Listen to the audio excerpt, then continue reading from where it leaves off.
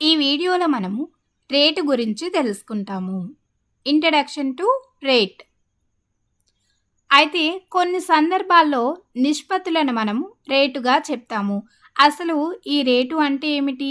మరి ఈ రేటుని మనము ఎక్కడెక్కడ చూస్తూ ఉంటాము అంటే, ఈ రేటుని మనము నిజ జీవితంలో చాలా సందర్భాల్లో చూస్తాము. ఇప్పుడు కొన్ని ఉదాహరణలు చూద్దాము. ముందుగా శ్వేత వాళ్ళ నాన్నగారు కారును గంటకు 60 కిలోమీటర్ల వేగంతో నడుపుతున్నారు. అయితే దీన్ని మనం ఏ విధంగా రాసుకోవచ్చు? సాంకేతికంగా అయితే 60 కిలోమీటర్లు బై గంటగా రాసుకోవచ్చు. మనం రెండో ఉదాహరణ చూద్దాము. కిలో యాపిల్ పండ్లను రవి 120 రూపాయలకు కొన్నాడు. అంటే ఇక్కడ ఏమిటి?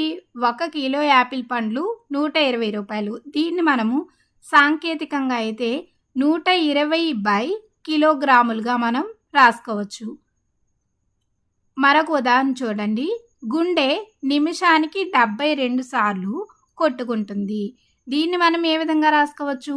72 స్పందనలు బై నిమిషము. అంటే నిమిషానికి 72 స్పందనలు వస్తున్నాయి అని దీని అర్థము.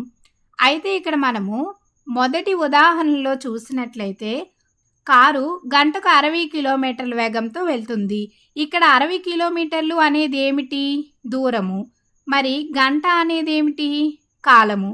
అంటే ఇక్కడ దూరాన్ని కాలంతో పోల్చడం జరిగింది. అదేవిధంగా రెండవ ఉదాహరణను చూసినట్లయితే ఇక్కడ యాపిల్ పండ్లు అంటే దీని బరువు, అదేవిధంగా కిలోగ్రాములు ఎన్ని రూపాయలు? 120 రూపాయలు. అంటే ఇక్కడ ధరను బరువుతో పోల్చడం జరిగింది. మూడవ ఉదాహరణలో ఏం జరిగింది? 72 అనేది సంఖ్య. ఈ సంఖ్యను కాలంతో పోల్చడం జరిగింది. అంటే నిమిషానికి 72 సార్లు అంటున్నారు కాబట్టి అంటే సంఖ్యను కాలంతో పోల్చారు. ఇప్పుడు మనము కొన్నిసార్లు ఏం చేయొచ్చు అంటే ఈ రేటును నిష్పత్తి రూపంలో కూడా మనం రాసుకోవచ్చు. ఇప్పుడు ఉదాహరణకు చూడండి. మొదటి దాన్ని తీసుకున్నట్లయితే ఇక్కడ ఏం చెప్తున్నాము? కారు గంటకు 60 కిలోమీటర్ల వేగంతో వెళ్తుంది అని.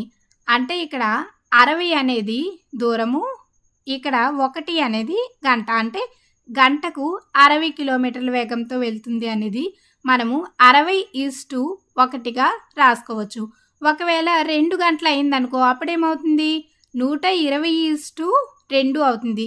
అప్పుడు కూడా మళ్ళీ 2 120 క్యాన్సిల్ అయ్యి మళ్ళీ 60:1గానే వస్తుంది.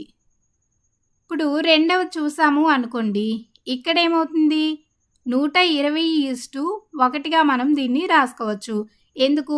1 కిలో అనేది 120 రూపాయలు. మళ్ళీ 2 కిలోలు అయితే 240:2గా రాసుకోవచ్చు.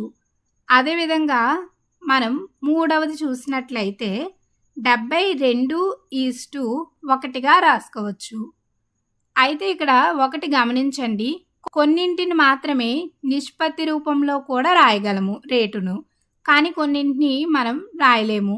అయితే ఇక్కడ రేటు అనేది ఎందుకు ముఖ్యమైనది? అసలు దీని పాత్ర ఏమిటి అంటే చూడండి. మొదటి ఉదాహరణలో ఏం జరుగుతుంది? కారు గంటకు 60 కిలోమీటర్ల వేగంతో వెళ్తుంది.